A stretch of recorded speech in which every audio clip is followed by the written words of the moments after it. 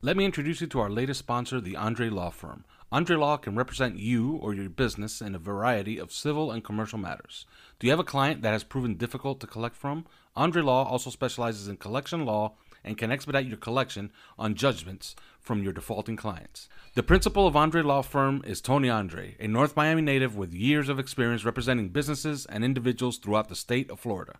Based in Aventura, you can give him a call at 786-708-0813 or visit his website at andrelaw.com. Again, give Andre Law a call at 786-708-0813 to set up your consultation. All right, I want to talk to you about a new sponsor of ours, and it's one that is very relevant to the moment. They're a new division of Greenview Construction, and they are called Making America Clean Again. Making America Clean Again holds certificates in bacterial, viral, fungi, and mold cleaning treatments. They offer professional cleaning, sanitizing, disinfecting, and sterilization services to a wide range of residential and commercial projects. You can do overnight ozone UV generator treatments or even permanently install UV ionized advanced oxidation technology into your HVAC system. Now, we know and understand, and quite frankly, we hope, that businesses across the state and nation remain shuttered as long as absolutely necessary to beat back the spread of the coronavirus. But when that time finally comes, having that certificate to display at your workplace showing that it has been properly cleaned by a licensed professional and maintained will go a long way to restoring that customer trust. So for more information, you can look up Making America Clean Again. You can go to their website at www.macainc.net, or you can just call them at 855-561-6653. Again, that's 855-561-6653. Welcome to 3 Yards Per Carry, a podcast covering the Miami Dolphins and the NFL. Now, here's your hosts, Chris, Alf, and Simon. And we're on, and welcome to 3 Yards Per Carry. I'm Alfredo Arteaga. Simon Clancy is here. Chris Kaufman is here. And this is your pre-draft edition. Gone are the previews. It's draft week. Chris, being that it's draft week, there was kind of some news that you had in hand, but Pro Football Network kind of got the jump on you there, and I guess they're now the purveyors of it. What was that news specifically? Well, it's not new news because we've covered it on the podcast, I think, a couple of times. But I've been hearing for a couple of weeks at least, and really more like a couple of months, that that the one guy that doesn't make sense, or the one guy that is not going to probably be the draft pick for Miami, and I know this flies directly in the face of what literally everybody was saying, everybody nationally, as well as locally, is Justin Herbert. That Justin Herbert's probably not going to be the guy, and that he's not a great fit for Brian Flores, and not predicted to be. And this comes from, to me, you know, it's all about sources, and I know that rumors fly, and you kind of take some with a grain of salt, and you realize that some are disinformation, some are not. But there are some guys that that you have that are rock solid, and I trust where this is coming from, particularly because I'm tired of being wrong every time I doubt what this person says to me. You know, so which has happened so many times now. It's ridiculous. I mean, you know, the name Raekwon McMillan gets tossed out to me, and I'm like, yeah, grain of salt. I'm not, and then that's exactly who they take. Or they say that Adam Gase is actually on the hot seat in 2018. And, you know, we're all like, nah, that doesn't make sense, you know, and then he's fired after 2018. You know, I hear from this person that Steve Ross is thinking about blowing it all up, and, you know, in 2018, and I'm like, you know, that just doesn't sound like Steve Ross, and that's exactly what he did. Brian Flores is the guy, you know, that's what this person was telling me, and we're like, yeah, we're here that Chris Richard is it, and no, Brian Flores, you know, so I think that, and then the Laramie Tunsil thing, which was, you know, obviously, so I'm tired of being wrong, and this person has been telling me for a while now that Justin Herbert is not the guy, or at least as far as ownership is concerned, not very likely to be the guy. And so I think that's interesting in light of what you hear out there about Herbert over Tua for Miami, how Herbert, the rock solid, less injury risk, that sort of stuff. Maybe you start to doubt that. Anyway, overall, I think that I continue to think this comes down to either Tua Tagovailoa at number 5 overall or Jordan Love. And if it is Jordan Love, part of me is like, man, it's really risky to try to get him a little later. Yeah, but especially, but it's doable. Especially when, you're going to have much, like, let's say they do pass and they're going to try to get back to Jordan Love. The competition is going to be fierce because I think the Raiders and the Patriots then come in to the picture for Jordan Love. So, like, who are you really competing with? Like, Simon, wouldn't that be the riskiest of moves? I've been saying it for a couple of weeks, though, haven't I? That it wouldn't surprise me at all if they passed on a quarterback at 5 and then traded back up later on, depending on who's slipping, who's falling. There's talk today about Love potentially even falling out the first round. I don't think the Raiders, you read both Albert Breer, Peter King today, Peter Schrager saying that, Mayock and Gruden are very intrigued by Marcus Mariota. I'm just not sure you can have a quarterback with Derek Carr, Mariota, and Jordan Love. That doesn't seem to make a lot of sense to me. I think the similarities to look at with Dan Marino and Jordan Love, they're clearly not the same player, obviously, but disappointing senior season, or disappointing final season, the drug issues surrounding both of them. You could see that, I don't know what level of pull Marino has, but you can see that there's clearly a significant amount of intrigue regarding Jordan Love. We've heard this consistently for months and months and months. Not only did they get him in he was one of only 2 or 3 players that they managed to get in for a 30 visit. They've also been FaceTiming him a number of times during this process. There's clearly interest there. We hear today that, the Dolphins could be targeting Andrew Thomas at 5 and then seeing where the chips fall in terms of quarterbacks. I think there's enough smoke around Justin Herbert to make me believe it's not Justin Herbert. But I just don't think the proposition of them taking a quarterback is not off the table at 5. I just, are they comfortable with Tua's situation? We all know what we would do, but I just don't think it's beyond the realms of possibility. There's too many smart football people who know too many, smart football people in football saying there's a possibility they might pass on a quarterback at 5 and see if they can move up later on. The flip side to that is that they take a quarterback at 5 and then they're looking to trade up for an Andrew Thomas from 18 and 25. Then we saw Peter Schrager today say, look, what if the Dolphins would give up 18, 25, 39 to Detroit for pick number 3? I mean, that threw the cat amongst the pigeons as well. So I just don't. I think what's happened ultimately is that the team have done an amazing job of creating so much smoke around what's happening, smoke and mirrors, and maybe it's Occam's razor. Maybe it's the simplest thing is the most obvious thing, which has always been Tua. So, but I'm more confused about it this year than I think I've ever been. So we shall see. I've never been confused about one aspect. Not confused, but you know what I mean. Yeah, I understand what you're saying. One thing that hasn't confused me in this whole run-up has been this Herbert stuff, because the first time I heard. I'll tell you straight up. The first time I heard about Jordan Love, you guys told me about him. Okay. The first time I heard that Justin Herbert sucks was from somebody inside the building in Davie.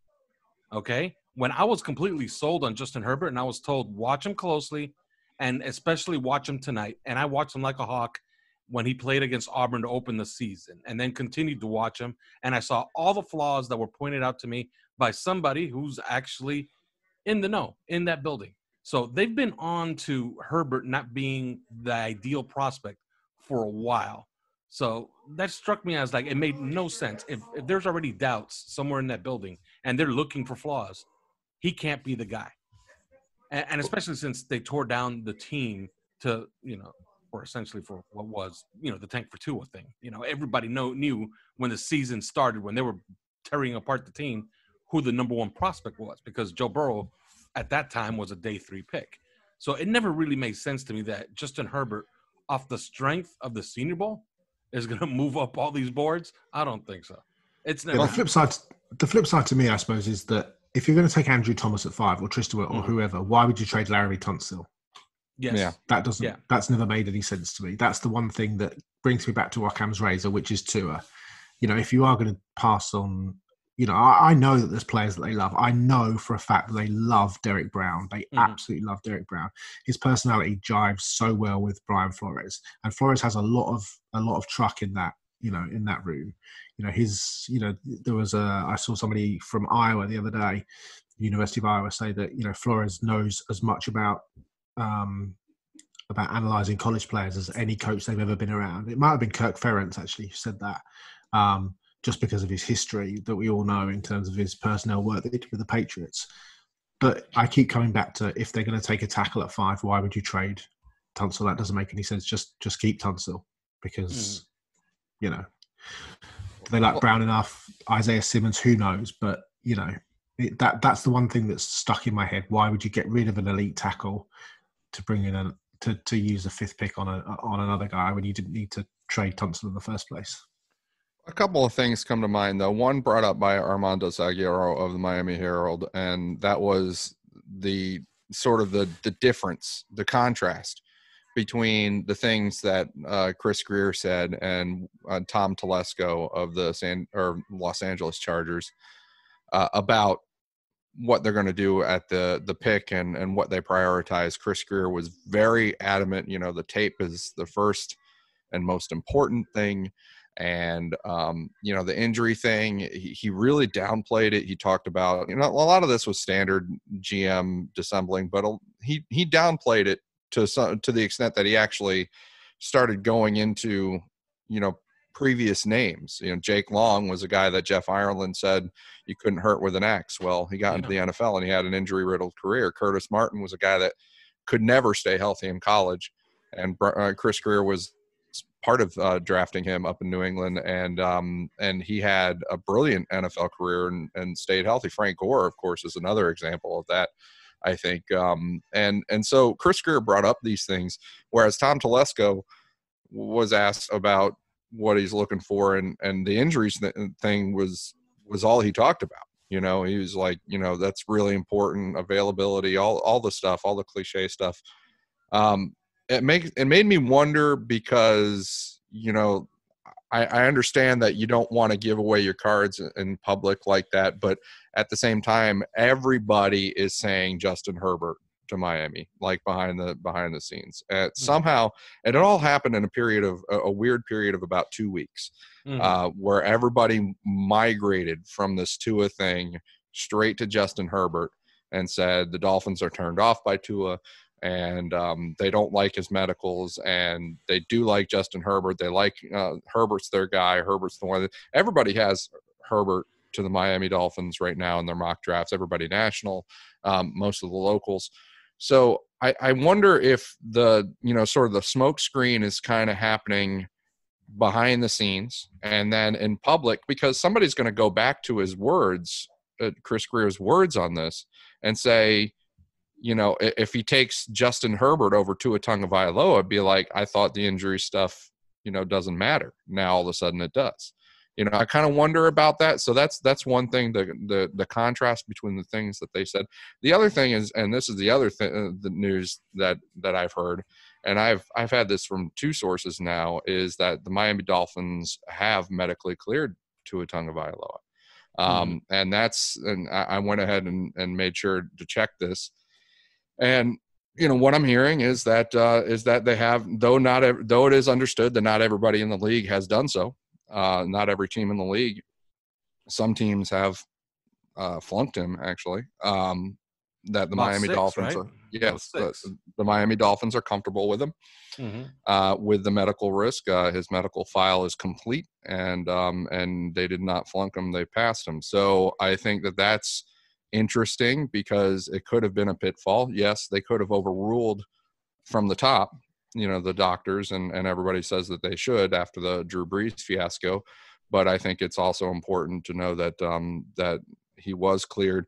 Now, what I'm told is that associated with this injury is basically a 15% chance that sometime in the first year, he will either develop a loss or a blood flow issue, or which would, potentially lead to avascular necrosis, which I don't think is very likely. I think nobody thinks is very likely, but there could be a blood flow issue, or more likely arthritis, significant arthritis, and wear and tear that happens in the first year that would show up and would give you a good signal that, this guy's career is going to be short.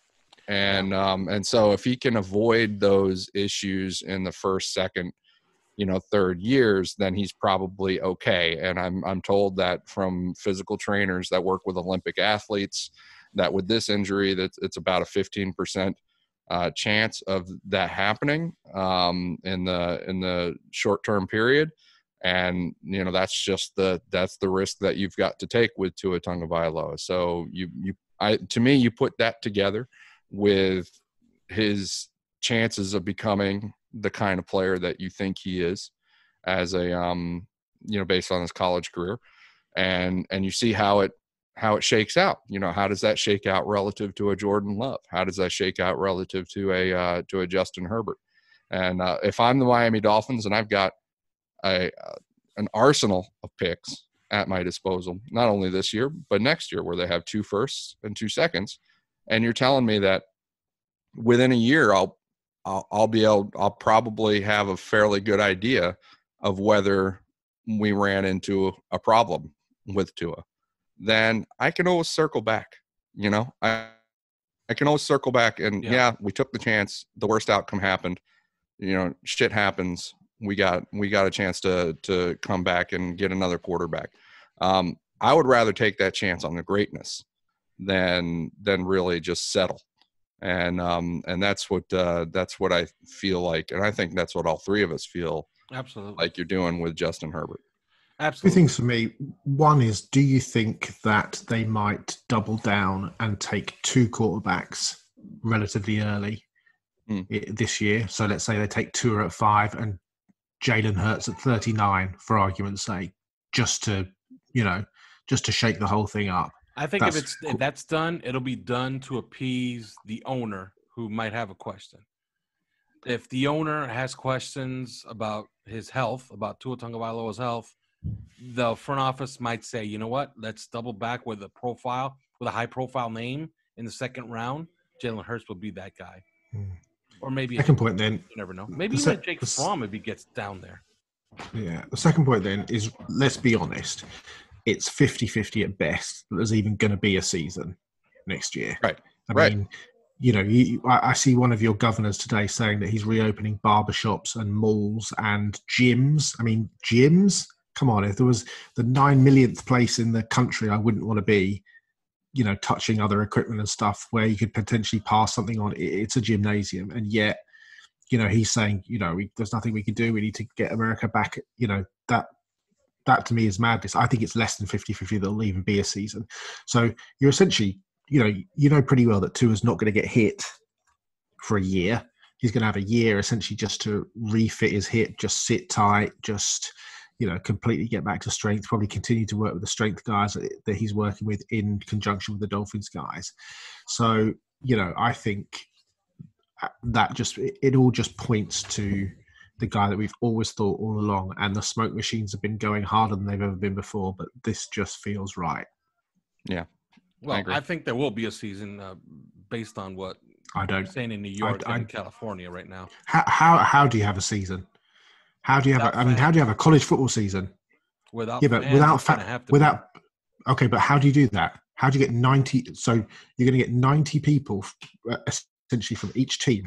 What are you going to put all 32 teams in one big hotel complex? How's that going to work? How are you going to stop them getting sick? There's no vaccine. How, with college we're going to wait for a vaccine, then they got to fold the NFL, MLB, NHL, the Premier League, boxing. I mean, if we're going to wait for a vaccine, because that's 18 months away.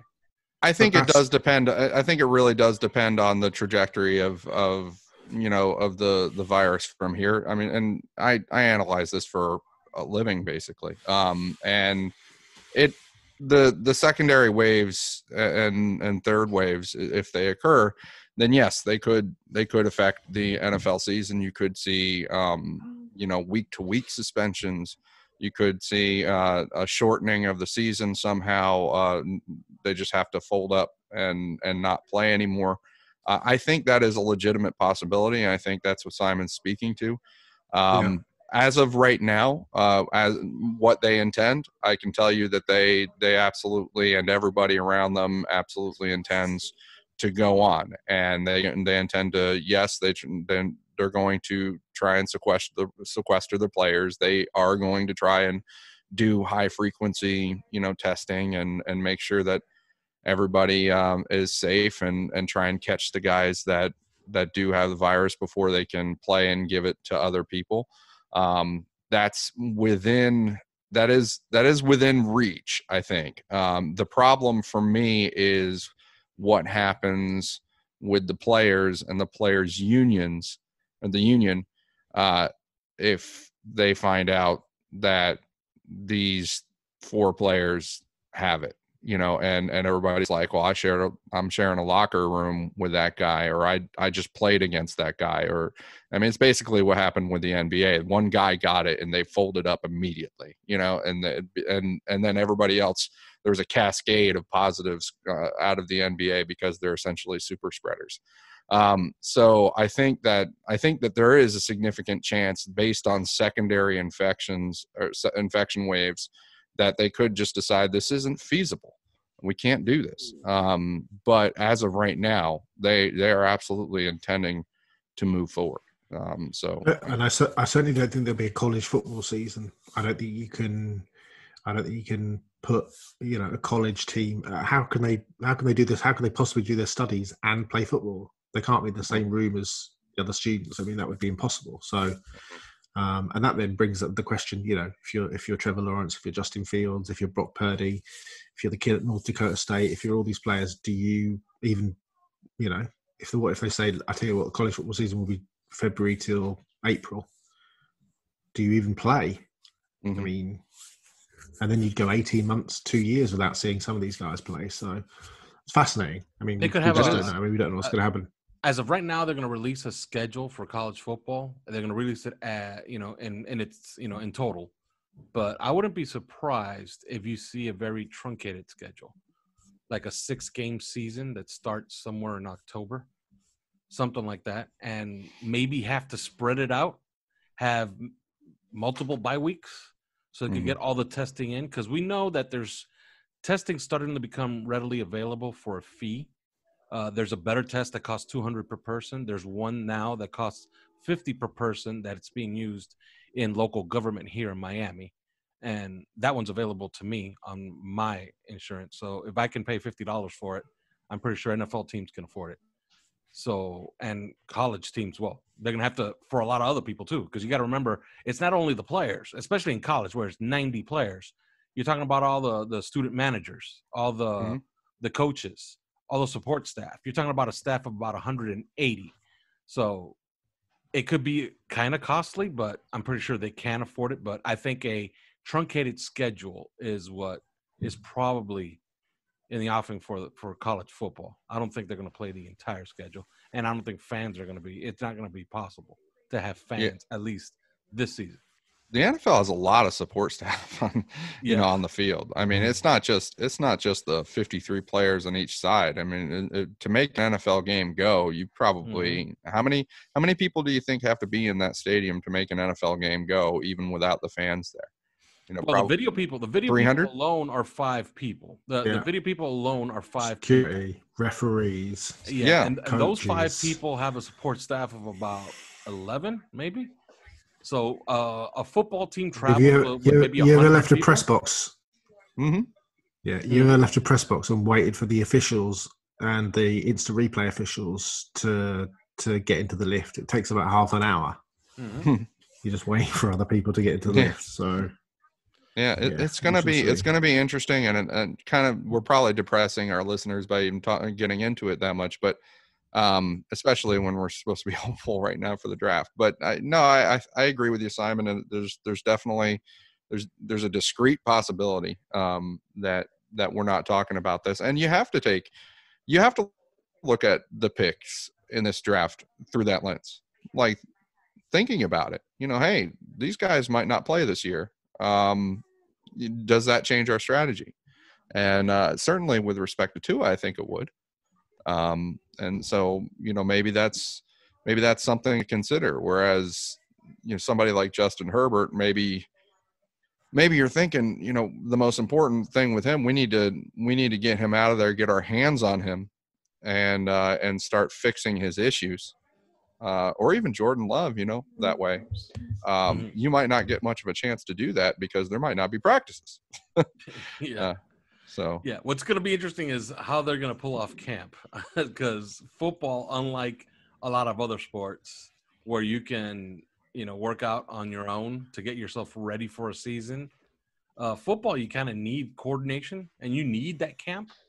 I used to complain about how short camp became under the new CBA and how little contact they had. So imagine how, what's going to look like now, So I think that's important. I want to see what camp is going to look like. Have we got time quickly to run through the players that we know the Dolphins have met after the combine? Obviously there's a list of players at the senior level combine, but kind of feel like we should have a quick spin through all the players that the Dolphins have been FaceTiming with and having meetings with and those sorts of things, just to give people an idea of the sorts of names. I've got the list in front of me then. So if we go quarterbacks first, then Jordan Love obviously came for a visit and has had FaceTimes. They tried to get Tua on a 30 visit that was cancelled. He's had FaceTimes with James Morgan, Shea Patterson, Ben DiNucci, the James Madison quarterback, and Jacob Eason. These are the ones that we know. DeAndre Swift was a 30 cancel. Clyde Edwards-Helaire had FaceTimes and a 30 cancel. Jonathan Taylor, we're obviously at the pro day with, and our running backs coach ran the pro day and they had dinner with him.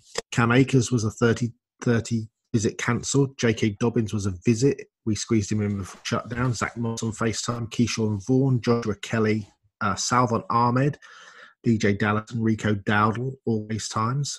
To receivers, Quez Watkins of Southern Miss, Denzel Mims of Baylor, both FaceTimes. Kendall Hinton of Wake Forest, Benjamin Victor of Ohio State, Jordan McRae of Oklahoma State. An interesting one, Lynn Bowden of Kentucky was a 30 visit cancel, but also has done FaceTime.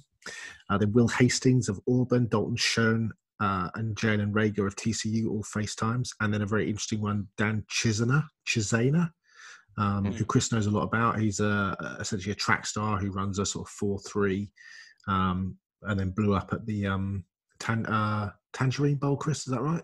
The Tropical Bowl. The Tropical Bowl, that's right. Yeah. I knew it began with T. To tight ends, Adam Troutman has done FaceTime, Hunter Bryant, Dalton Keene, Cheyenne O'Grady, who's a guy we all like. Also, all those guys have done FaceTime. Dominic Wood-Anderson of Tennessee and Stephen Sullivan of LSU. The offensive line names are very interesting. Sadiq Charles, a guy we all like, but has had some serious off-field issues, FaceTime. Robert Hunt and Kevin Dotson of Louisiana were both 30 visit cancellations. Andrew Thomas, FaceTime. Austin Jackson was a 30 visit cancellation. Tristan Wirfs, Matt Hennessy, Nick Harris, all on FaceTime. Tyler Biadasz, Lloyd Cushenberry, Michael Onwenu was a visit, the Michigan guard. Simon Stepaniak was a 30 visit cancellation, Indiana guard. Prince Tega Wanogo was a FaceTime, as was Ezra Cleveland, Damian Lewis, Justin Gooseberry of Rice, and Zach Shackelford, the Texas center. I know this is a list of names and probably not particularly exciting for everybody, but defensively, DJ Wonnum, Derek Brown, Lecky Fotu, Laurel Murchison, Ty Phillips of Georgia Southern, Darian Daniels of Nebraska, who Chris talked about last week, who they worked out both offensively and defensively. Chauncey Rivers, if you watched Last Chance U, he was on there. He was a Georgia commit, ended up at East Mississippi, now at Mississippi State. Jason Stowbridge, the very interesting Raekwon Davis, Tashawn Wharton of Missouri S&T, Michael Danner of Michigan, Ladarius Hamilton, Broderick Wilson, Curtis Weaver. And then some new names this week, Marlon Davidson, Alex Highsmith, Joe Gaziano of Northwestern, Robert Windsor, Yetur Gross-Matos, who was going to be a 30 visit that was cancelled, Nick Coe, Kadir Shepard of Ole Miss, and Sean Bradley. So interesting linebacker names, Davion Taylor, Willie Gay on FaceTime, Marcus Bailey on FaceTime, Justin Sternad of Wake Forest on FaceTime, Rashad Smith, Jordan Mack, and Ken Coleman. And then defensive backs, Lavonta Taylor of Florida State on FaceTime, Kindle Vilder of Georgia Southern, Javaris Davis, who's a guy whose name I consistently hear that the Dolphins are interested in, Noah Igbin, I can't even pronounce the second name, of Auburn. Xavier McKinney on FaceTime. Levert Hill of Michigan on FaceTime. Javelin Guidry, Damon Hayes, Nigel Warrior, Jeremy Chin of Southern Illinois, and CJ Henderson, interestingly enough, who was a 30-visit cancellation. They are the names that we have confirmed through various sources, some including the always excellent Barry Jackson, but through a number of different sources of the teams, of the players that the Dolphins have had significant interest in post the NFL scouting combine. A couple of quick guys that I could add to that, actually, is Case Cookus, the quarterback. That's very, beneath the radar kind of guy. I've heard a lot about their interest in him. Lucas Niang, a guy that we all like. Mm-hmm. I think that I don't think that's particularly secretive, that they have had contact there. And that's all I'm thinking of right now, but I know there's definitely some more. Yeah. Well, guys, I did a mock draft. I don't know if you saw it on the 5 Reasons Sports Network website. And it seemed to be well received because everybody likes the 3 guys I gave the Dolphins. Have you had a chance to look at it? Any criticisms? Aside, you said you outlawed sort of trades, and that's fine. I think that so my honest opinion is that with the 26th pick, if I were mocking and doing this projecting and stuff like that, what I think is going to happen is I think the Dolphins are going to sit down and take Tua Tagovailoa at number 5. Mm-hmm. I think that there's a possibility. I'm told that there is a chance that a non-zero chance, certainly, and a significant one even, that the Los Angeles Chargers trade up to the number 4 pick to get to Tagovailoa. I'm told that the Chargers ownership like him, even although it's unclear whether Tom Telesco and the football management like him.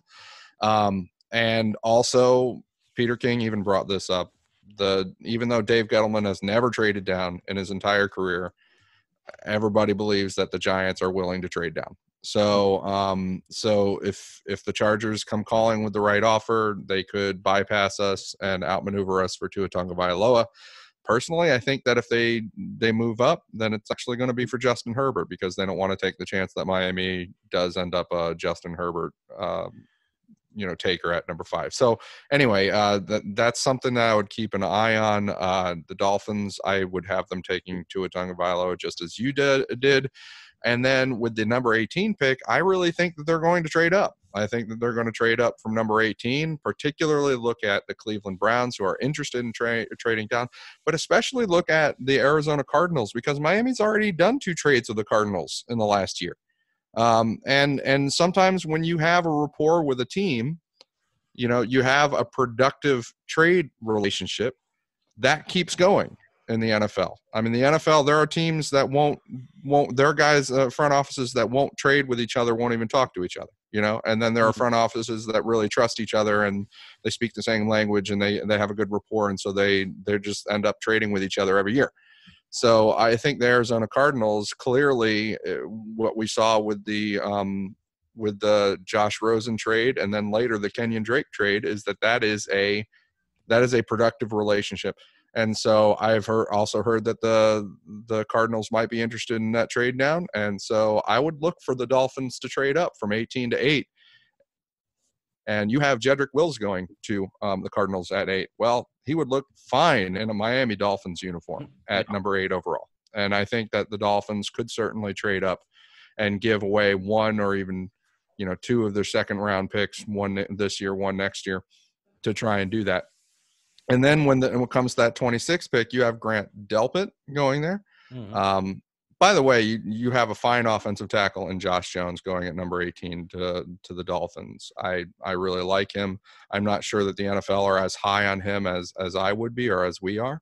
I also find it strange that the Dolphins haven't met with him yet or FaceTime with him, which is and also like we have to take a step outside of ourselves and be realistic sometimes and think about the fact that we've always heard that the Dolphins front office are a little bit more like SEC fans and sort of big school kind of people.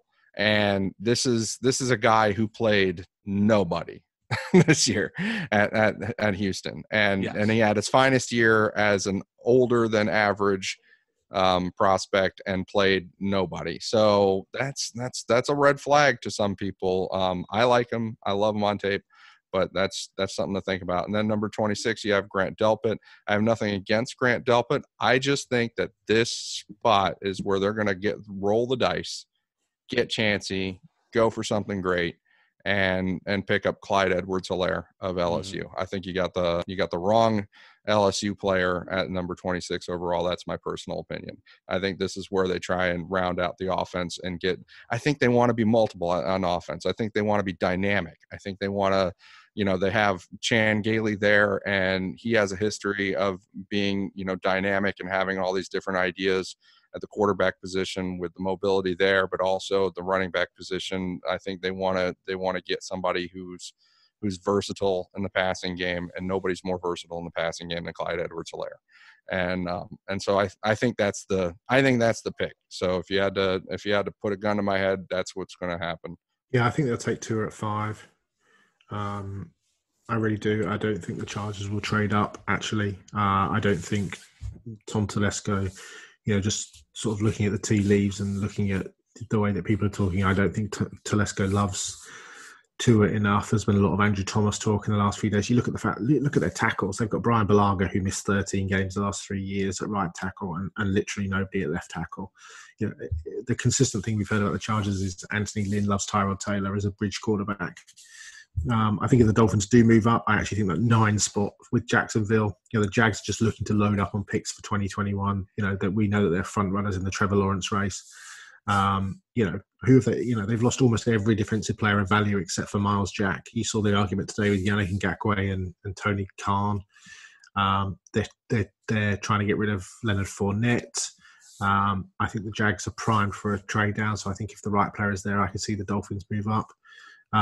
If not, I wouldn't be surprised if they took, I saw Peter King's mock today, and it made me want to shoot myself with AJ Epinesa and Austin Jackson.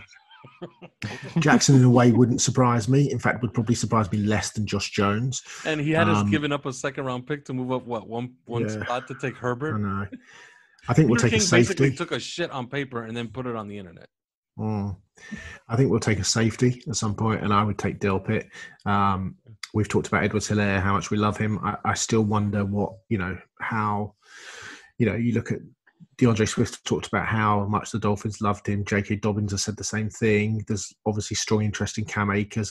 I just wonder if the value is there at 26 for Edwards-Helaire, as good as he is, and he is, knowing that they could probably get him at 39. It wouldn't surprise me if they dealt back.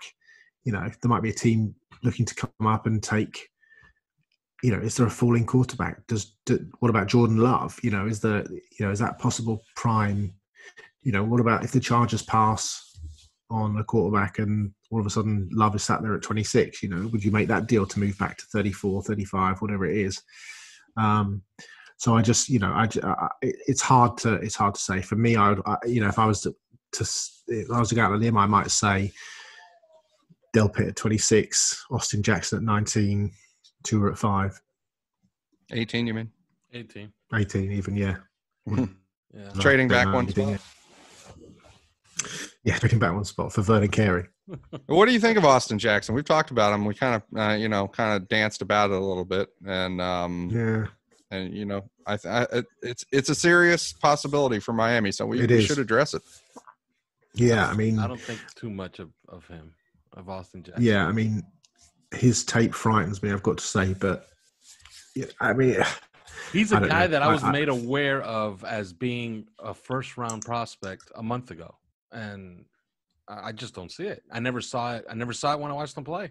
Played at a big school, watched him a lot live, and he never struck me as a first-round talent. And on some boards, Lucas Niang is not, and Josh Jones is a late first-round pick.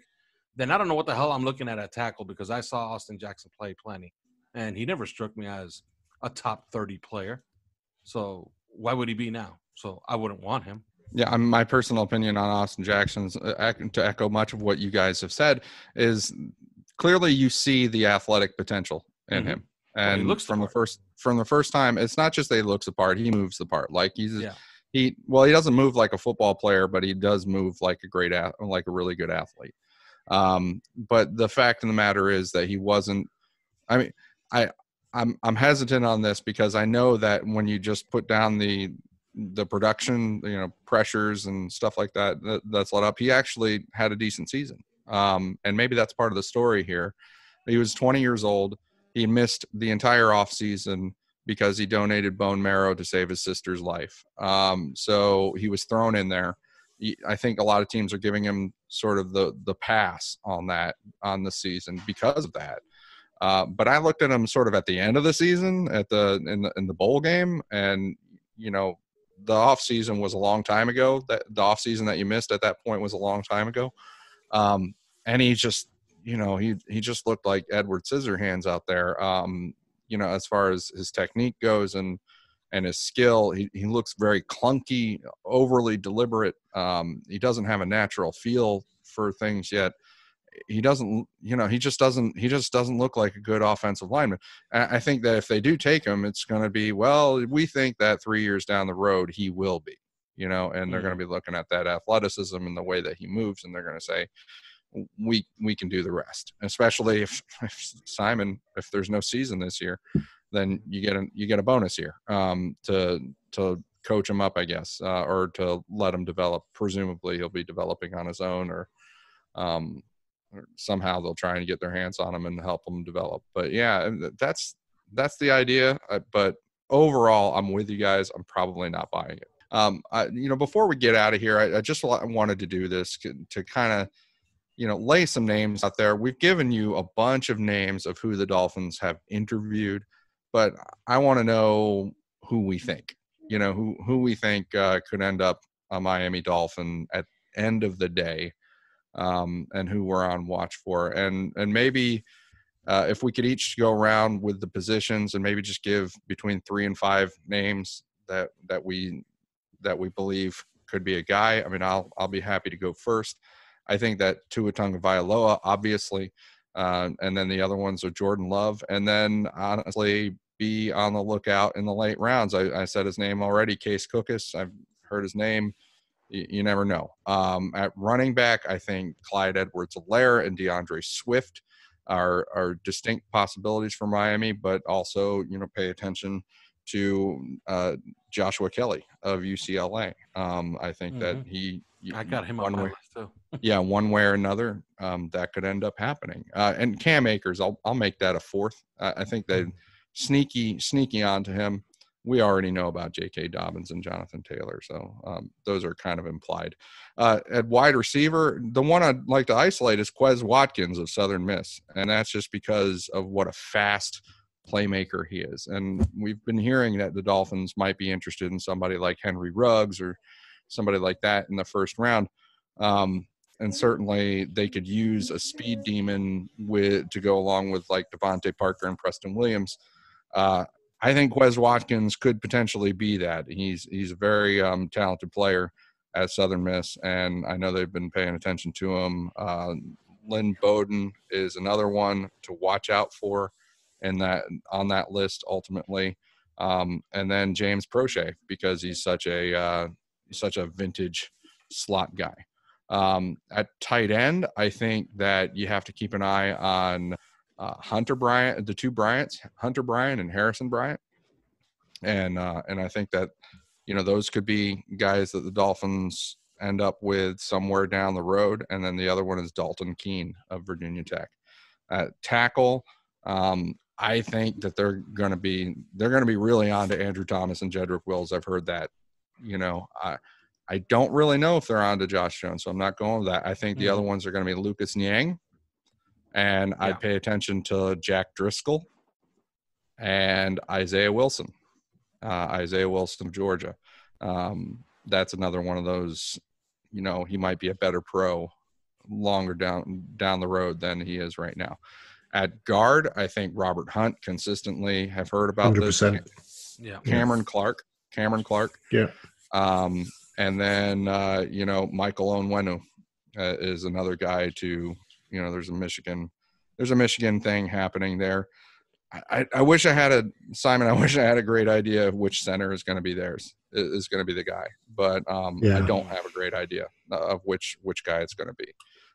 It seems like they're probably going to get one, but who knows who it is. So we'll see. DJ Wanham on the defensive side, switching to the defensive side of the ball now. DJ Wanham, certainly. I think that another guy that fits them and that you look for is Jabari Zuniga. And absolutely 100% fits what they do there. We mentioned Alex Highsmith. We're all very high on him. And I know the Dolphins have been interested, so we'll see. And then at defensive tackle, I think that, I don't know who they're going to come away with, but the only one I'll really name here is Darian Daniels, because I kind of think they're going to try and find a way to come away with him. At linebacker, Willie Gay. I love that guy. He's a really good player, and Justin Strnad of Wake Forest. I think the theme here is coverage guys, like speed guys, along with Davian Taylor, Colorado. So keep an eye on anybody that fits that description. At cornerback, Javelin Guidry. And I would also look for Amik Robertson of Louisiana Tech. Those are two guys to keep an eye on. And then a safety, it's got to be Ashton Davis, Jeremy Chin, one of those guys, maybe Kyle Duggar. I know you guys are going to be keeping an eye on Grant Delpit and Antoine Winfield. I will as well. But I kind of wonder about the injury thing with Antoine Winfield when they're already on it with Tua. It kind of – I kind of wonder about that. For us, it just makes too much sense. Yeah. I mean, it could be, but I think that he could be in for a fall because he spent 2 years injured. And I know that, Daniel Jeremiah even said this on Twitter one time, and people thought he was talking about Tua, and he wasn't. He said, if you spent a lot of the last 2 years injured, be prepared for a fall in this draft. The NFL teams aren't having it.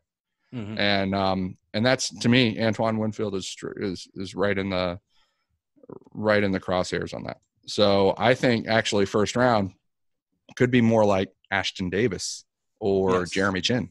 I was going to get to that right now. Oh, but yeah, you can go ahead. Okay. Yeah. I was thinking about the defensive backs, and especially at 26, when I did my mock draft, I accounted for the SEC bias, and that's why I put Grant Delpit in there. Mm-hmm. But it could easily be Ashton Davis. And I'll tell you why. Doesn't he fit that profile?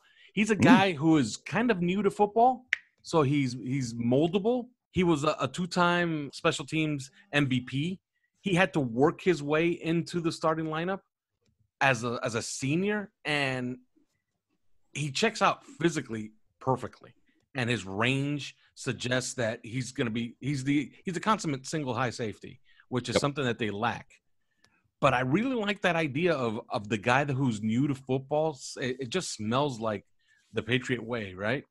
The guy who is a high character guy who is, checks out physically perfectly, because that's one thing you can always do. That's one thing you could trace back every single defensive back that the Patriots have ever drafted or signed. Like, they like speed. So if you ain't fast, you're probably not going to you're not going to be on their team. You're not going to get drafted. Having said that, a guy I do like later on, and I think he also fits that mold, is Lamar Jackson of Nebraska. And I'll tell you why. His size to speed ratio checks out. And checks out in this respect. I don't think he's going to play in the boundary in the NFL. I think he's a safety. And if he's a safety in the NFL, if you watch him play, he's fluid enough. He's going to be he's going to be versatile enough where he can cover tight ends. He can cover the slot. He can play single high. He could even play in the box because he's physical type. So he's a guy I would watch, fourth round-ish.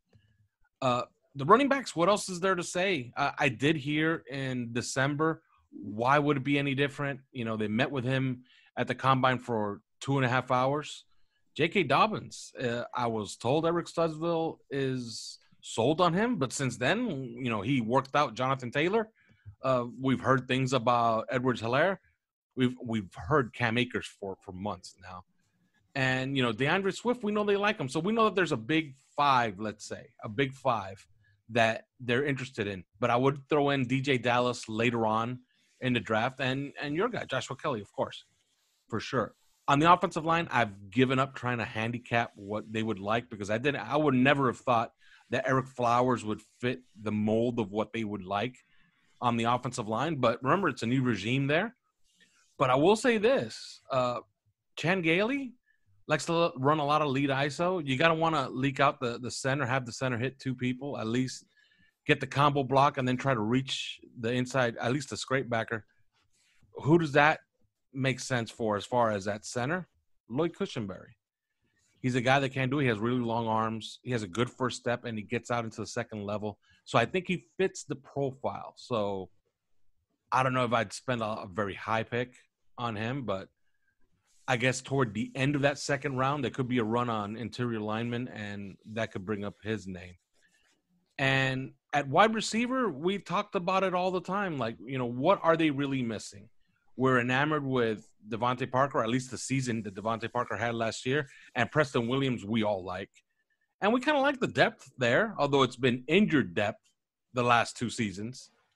But what do they really, really need? They need a slot guy, right? So who's the best slot guy that's probably going to be available in that second round? And that's Tyler Johnson. Now, I've already assigned too many second-round picks, but, they do have two of them. I wonder if they're not going to move out of that 26 spot, try to add another second rounder and another third rounder. And maybe they can, fill all of these needs that they have. But, yeah, I think that 26 pick is going to be fascinating because I think it's the most likely one that they trade back on, that they trade down on. And the 18th pick is probably the one that they're most likely to move up with. And I don't think it's we've heard so much about Andrew Thomas, and I love Andrew Thomas. I think he's the best tackle in this draft. And some would say, well, he's a left tackle, and if you draft Tua Tagovailoa, you don't have his blind side. Well, I've said it before. Yeah, you don't want him getting killed from his blind side, but you know what really rattles a left-handed quarterback? A guy running free into his face over and over again. So you kind of want to have a decent left tackle. I don't think it's out of the realm of possibility. The more I hear about this, that they package 18 and one of the firsts from next year, probably the later one, to move up to take Andrew Thomas after they take Tua Tagovailoa. And if you think about it, that'll be a celebratory move because you end up getting Tua Tagovailoa, you end up getting your tackle, and you still have 26. And you do get the premium tackle. You still have 26. You still have Tua at 5, and you still have one first-round pick next year. So I think that could be the move, but I'm not sure about it. But it could be the move. Now, as far as a player I like, and I would like to see them take J.R. Reed, I've talked about it. Now, granted, if we take an Ashton Davis at 26, a Grant Delpit at 26, then I don't think J.R. Reed is in the cards. But if they're using that pick on a running back, and I'm fine with any of the 5 that we've listed, then I think J.R. Reed right there in that sweet spot at, I don't know. It has to be with one of our third-round picks because I don't think he makes it to our next pick after that. So that's who I'm looking at. I think quarterback-wise, you guys have mentioned it, Love and Tua. Obviously, I think James Morgan of FIU and Jake Luton of Oregon State are two guys that they're going to look at in later rounds. We know about the running backs as well. You can throw a blanket over all 5 of them. I do think Edwards-Helaire is a guy I've been told about that there's a significant interest. Cam Akers, I think, as well. Joshua Kelly, I was told at the Senior Bowl they had a lot of interest in. Those guys wouldn't surprise me at all. I know they've done time with Zach Moss as well. Receiver-wise, Denzel Mims, I've been told they really like Denzel Mims. Whether that happens or not, Lynn Bowden is the other guy that I keep hearing. They wouldn't surprise me. But then also, you have to think about the versatility of a guy like Laviska Shenault. If Shenault falls a little bit because of the injury, there's going to come a point where you just cannot pass that value up. He is just too good. So good. Dolphins fan. Yeah. Dolphins fan, obviously amazing backstory. The other name I've heard a little bit about, but I wouldn't surprise me if he went in the back end of the first round, is Michael Pittman. You put on the Utah tape where he's playing Terrell Burgess, Jalen Johnson, Guidry, Justin Blackman, and he just eats that secondary up. I mean, he's absolutely dominant. I think Pittman is a really, really good player. Tight end wise, Stephen Sullivan at FSU, I think is at LSU is an interesting guy. Wouldn't surprise me if as an undrafted free agent, Dominic Wood Anderson is a guy they took home. The tackles are really interesting. I do think that there's a significant interest in Austin Jackson. I do think there's probably a significant interest in Ezra Cleveland. For whatever reason, I don't think there's a significant interest in Josh Jones, and I wonder whether it's a level of competition. Andrew Thomas, obviously, is the name that continues to bang. I think Sadiq Charles they've got so many picks. I think if Charles starts to fall because of his off-field issues, I think that the risk will outweigh the reward will outweigh the risk. The reward will outweigh the risk. There you go. Finally, Justin Gooseberry is a name as well. The Rice right tackle. Those names just don't come out of nowhere for no reason. He's a kind of off the radar guy. That wouldn't surprise me either, even if it's as an undrafted free agent. In terms of the guards, Robert Hunt, is he a guard? Is he a tackle? But again, as you said, Chris, that's a name we've been hearing consistently. Kevin Dotson, his teammate at Louisiana, is another guy that I think they'll be in on. Simon Stepaniak of Indiana, similarly, you mentioned Onwenu, wouldn't surprise me at all. And then centers, for me, Cesar Ruiz, I would take him in the first round. I think he's the best interior lineman in the draft. But I think Nick Harris at Washington, there seems to be quite a lot of Nick Harris chat, which wouldn't surprise me. Defensively, I know they love Derek Brown, as I mentioned at the top of the show. I think Curtis Weaver of Boise State is a guy that they're going to find interesting. I know they tried to get him in on 30. They've ended up doing a FaceTime with him. Would not surprise me if he can get a bit stronger against the run. He may just be that sort of situational pass rusher to start with, but he wouldn't surprise me.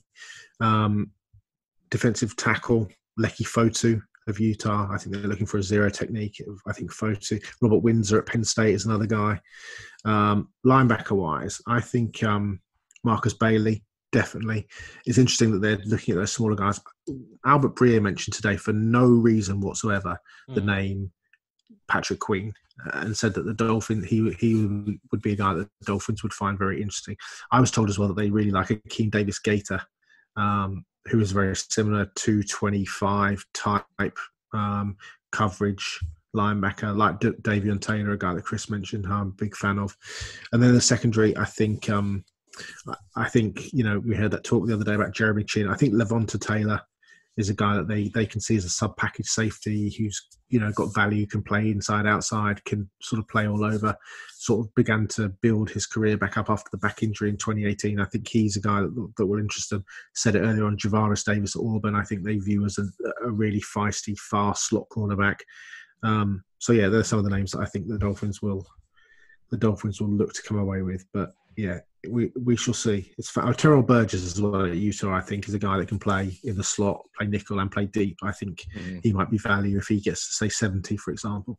And I forgot to mention Kaliki Hudson. I mean, just because of the coach connection there. With the Campanile that came over from Michigan.